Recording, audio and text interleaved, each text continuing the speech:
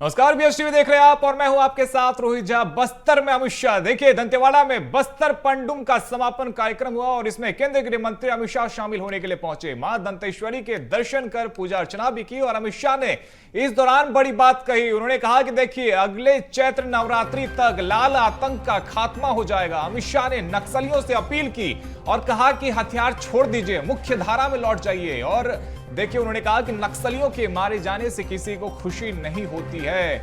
जो गांव नक्सल मुक्त होगा उस गांव को विकास के लिए 1 करोड़ रुपए दिए जाएंगे। मां दंतेश्वरी का आशीर्वाद लेकर आया हूं। अगले साल बस्तर पंडुम में देश भर के आदिवासी कलाकार को लाएंगे। बस्तर पंडुम को अंतर्राष्ट्रीय स्तर पर पहुंचाने का कार्य करेंगे। तो देखिए 12 मार्च से 5 अप्रैल तक यह आयोजन चला और इसके समापन कार्यक्रम में गृह मंत्री अमित शाह पहुंचे और यहां पर उन्होंने बड़ी बातें कही है। सुनिए।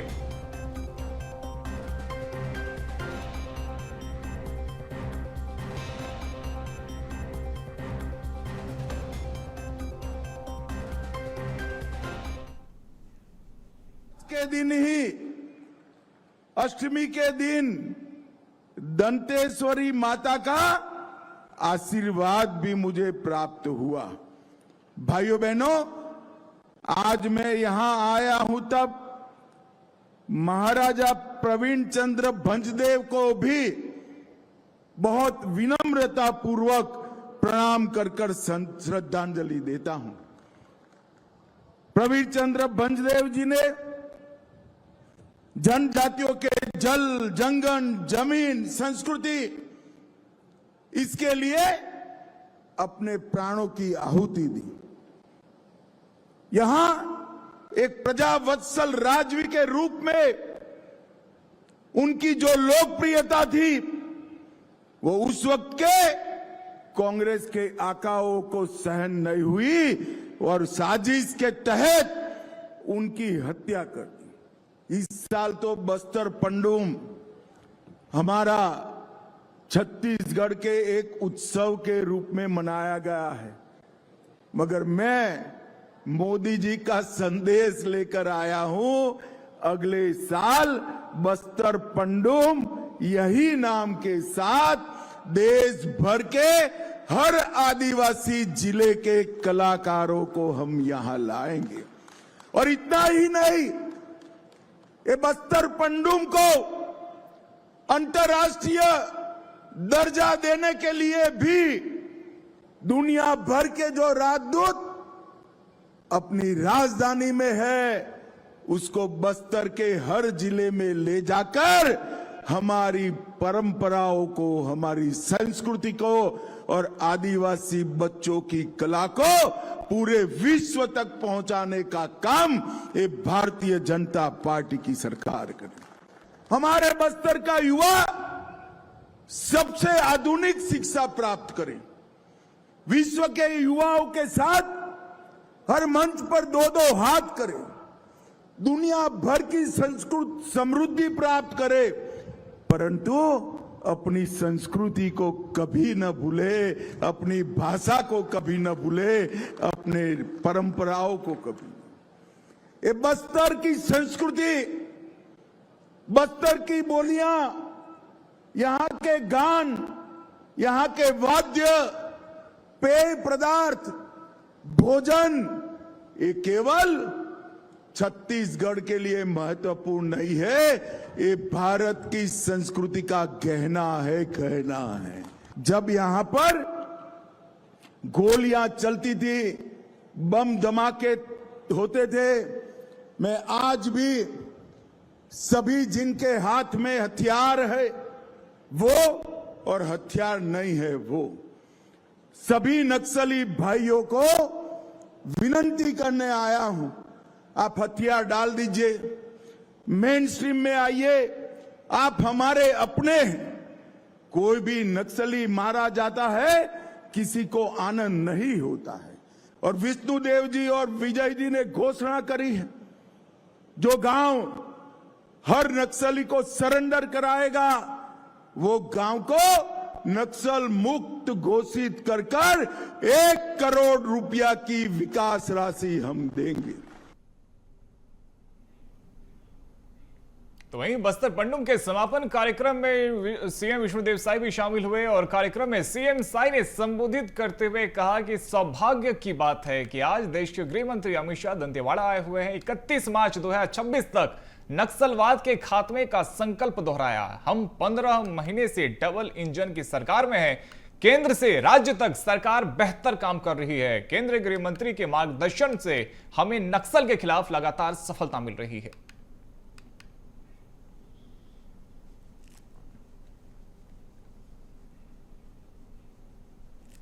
15 महीना से सरकार में है और डबल इंजन की सरकार है। केंद्र में भी हमारे यशस्वी प्रधानमंत्री श्री नरेंद्र मोदी जी के नेतृत्व में सरकार है। यहां भी आप लोगों के आशीर्वाद से भारतीय जनता पार्टी की सरकार है।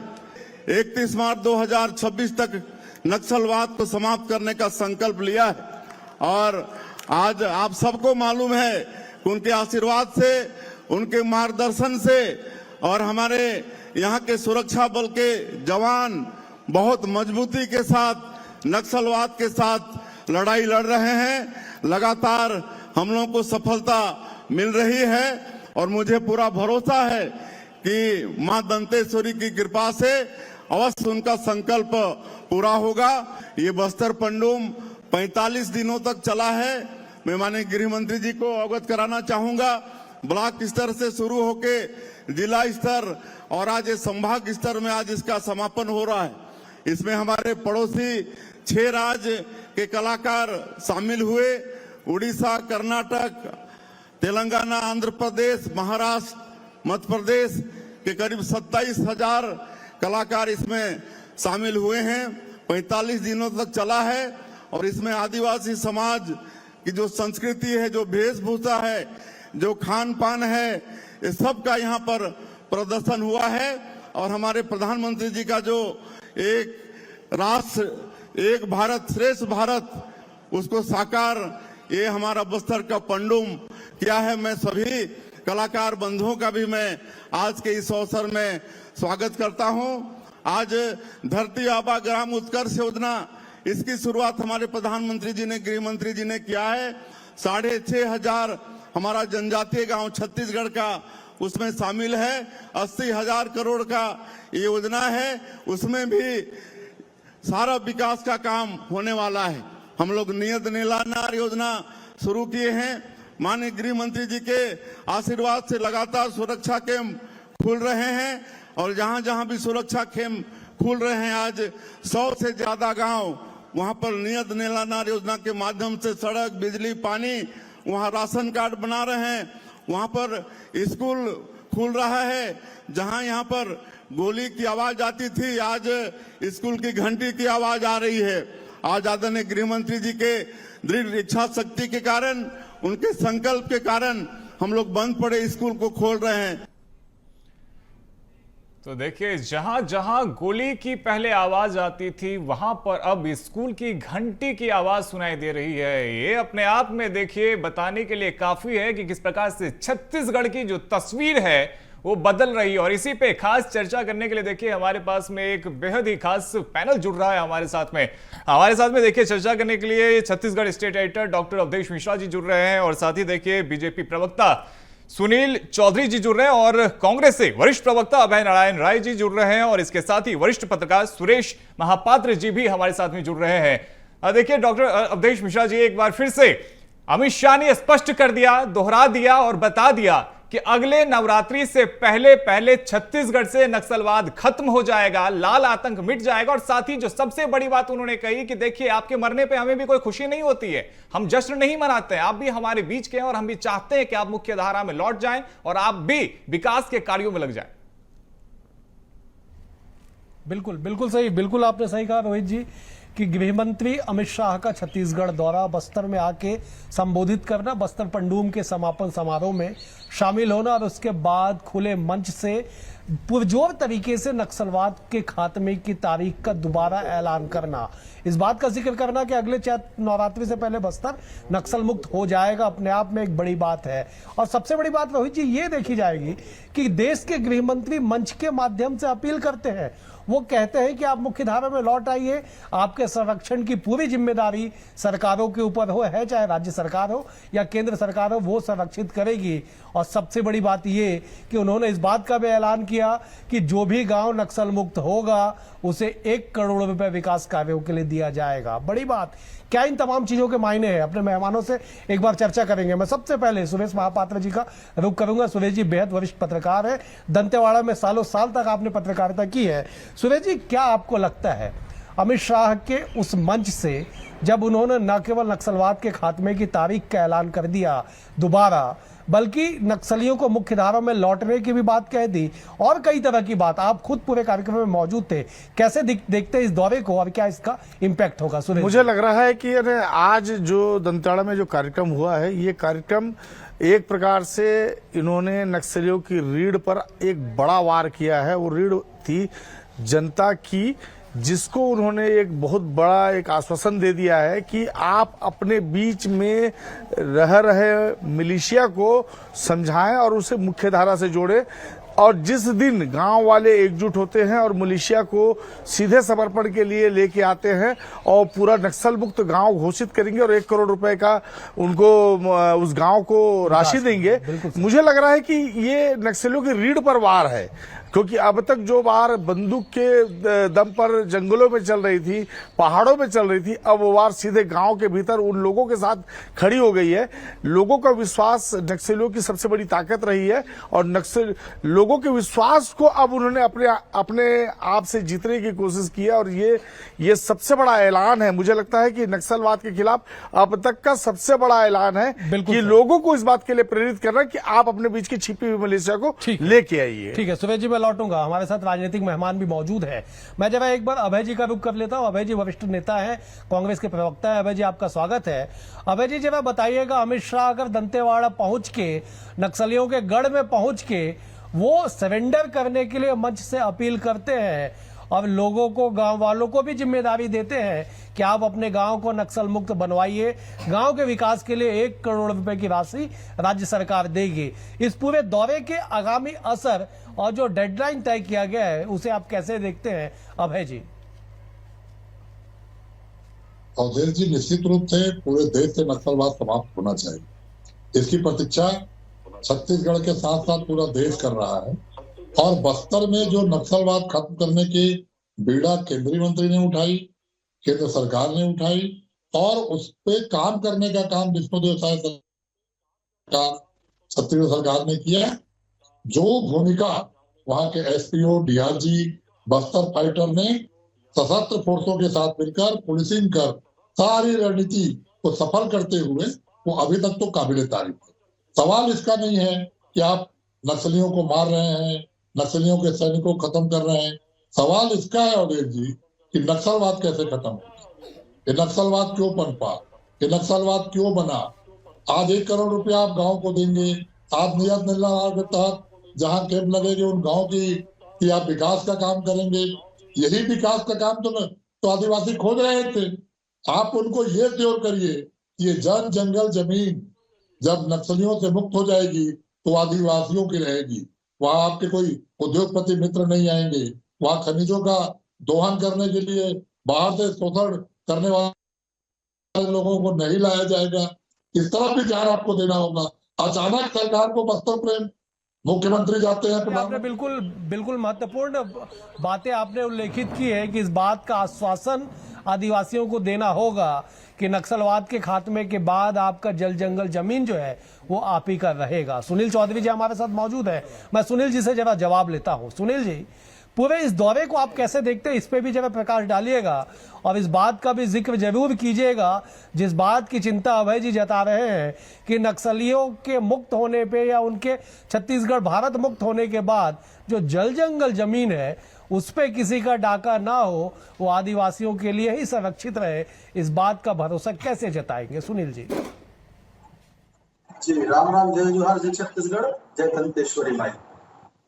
देखिए, आज माननीय अमित शाह जी का दौरा आपने सब देखा और स्पष्टता से आपके ही चैनल में सारी बातें आ गई है। माननीय मुख्यमंत्री जी का भी विषय आ गया है। सबसे महत्वपूर्ण विषय मुझे लगता है अवधेश जी, आज माननीय अमित शाह जी ने इस प्रकार का ऐलान किया कि हम एक भी नक्सली को नहीं मारना चाहते। हमें भी दुख होता है कि कोई नक्सली मरता है और उन्होंने विनती की है, उन्होंने शब्द उपयोग किया, मैं विनती करता हूँ कि आप मुख्य धारा में आइए। उन्होंने कहा कि हम भी चाहते हैं कि सुकमा से सब इंस्पेक्टर निकले, कांकेर से कलेक्टर निकले और आप दंतेवाड़ा से जो है डॉक्टर निकले। इस प्रकार की सोच को लेकर के, विकासवादी सोच को लेकर भारतीय जनता पार्टी की सरकार आगे बढ़ रही है।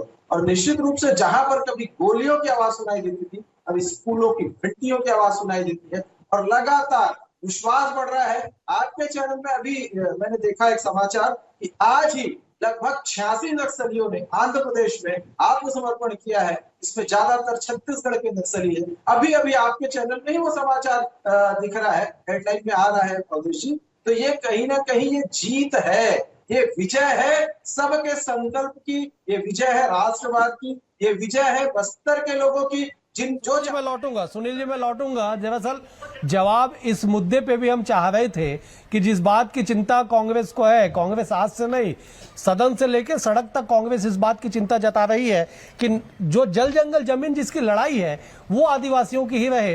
ये आश्वासन कौन देगा? सुरेश जी मौजूद है हमारे साथ, सुरेश जी से जानकारी लेते हैं। सुरेश जी जरा बताइएगा, जिस बात की चर्चा आम जनमानस तक पहुंच चुकी है कि नक्सलवाद मुक्त होने के बाद जल जंगल जमीन क्या आदिवासियों की रहेगी, इस बात की चिंता या इस बात की चर्चा क्यों अचानक से होने लगी है?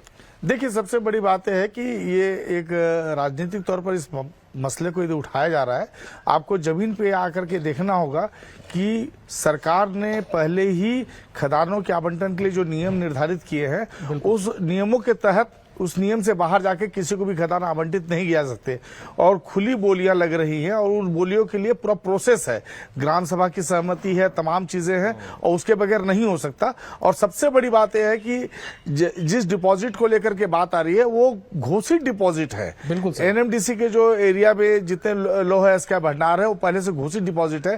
टाटा को मौका दिया गया, एसआर को मौका दिया गया, सभी अपने अपने हिसाब से कर रहे हैं। ये ऐसा नहीं है कि अब की बात हो रही है। और बस्तर में खनिज संपदा है, इस खनिज संपदा का यदि दोहन भी होता है, यदि उसका उपयोग होता है, उसका विदोहन होकर के उसका सही तरीके से उपयोग होता है, तो निश्चित रूप से बस्तर के विकास में इसका एक बड़ा योगदान बन सकता है।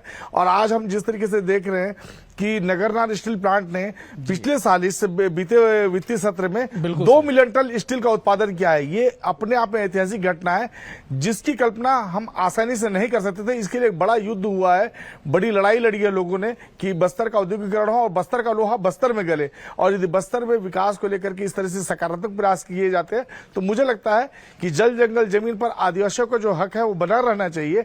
साथ ही जो खनिज के भंडार है उसका भी दोहन सही तरीके से होना चाहिए। बिल्कुल सही। अभय जी, आदिवासियों का पहला हक है जल जंगल जमीन पे। राजनीतिक तौर पे अगर इस सवाल को छोड़ दिया जाए तो ये आपके लिए, हमारे लिए, पूरे छत्तीसगढ़ के लिए एक बड़ी खबर, बड़ी खुशखबरी होगी कि साहब छत्तीसगढ़ माओवाद मुक्त हो चुका है, साहब छत्तीसगढ़ नक्सल मुक्त हो चुका है। एक बड़ी खबर तो है ये अभय जी। अवधेश जी, यही समझने की पूरी चर्चा इस पे होनी चाहिए कि नक्सलवाद खत्म हो रहा है कि नक्सली खत्म हो रहे हैं। आखिर नक्सलवाद के लोग हमारे आदिवासी भाइयों को नक्सली बनाने में सफल कैसे हुए? क्योंकि शोषण होता था, जन जंगल जमीन पे उनका हक नहीं था, उनको 2 टाइम का भोजन नहीं मिलता था, स्वास्थ्य की सुविधा नहीं मिलती थी। और ये तमाम चीजें जब मिलने लगी, जब 5 साल की भूपेश बघेल सरकार ने बस्तर को व्यक्तिपरक विकास दिखाया, सीधे बस्तरिया के नागरिक की जेब में पैसा जाना चालू हुआ, तो कहीं ना कहीं नक्सलियों से वो कटे, नक्सलियों की भर्ती बंद हुई, नक्सलियों के मुखबिर गांव से समाप्त हुए और 60%, 5 जिलों के 60% गांव तो बस्तर नक्सल मुक्त हो चुके थे। आज जो आपको सबसे बड़ा सफलता मिल रहा है कि बस्तर की जनता नक्सलियों से कट रही है। आज सफलता मिल रहा है कि बस्तर के लोग अब नक्सलवाद में विश्वास करना छोड़ रहे हैं, लोकतंत्र और संविधान की तरफ बढ़ रहे हैं। तो इसका दुरुपयोग ना हो। और मेरा प्रश्न अभी भी वही है कि मुख्यमंत्री जाते हैं तो बस्तर का रोड मैप, अमित शाह आते हैं तो बस्तर पंडुम, ओलंपिक होता है तो बस्तर ओलंपिक, वहां पर छत्तीसगढ़िया ओलंपिक क्यों नहीं, वहां पर छत्तीसगढ़ का रोड मैप क्यों नहीं दिखाते मुख्यमंत्री जी? ये जो बस्तर के प्रति प्रेम दिखाया जा रहा है। ठीक है अभय जी, इन तमाम सवालों का जवाब ले लेते। अभय जी जवाब ले लेते। सुनील जी मौजूद हैं। सुनील जी, अमित शाह दो बातों पे विशेष फोकस आज करते हैं। वो कहते हैं कि सरकार दो तरफ से चल रही है। पहला ये कि आप मुख्य धारा में लौट आइए, आपको संरक्षण के साथ साथ पुनर्वास नीति का भी लाभ मिलेगा। और दूसरी बड़ी बात तो कह जाते हैं कि आप अगर नहीं भी लौटेंगे तो सरकार ने तय कर दिया है कि उनसे जो जवान है मोर्चे पे डटे हुए वो आपसे निपट लेंगे। दोनों तरह की बातें। वो विनती भी करते हैं कि आप लौट आइए।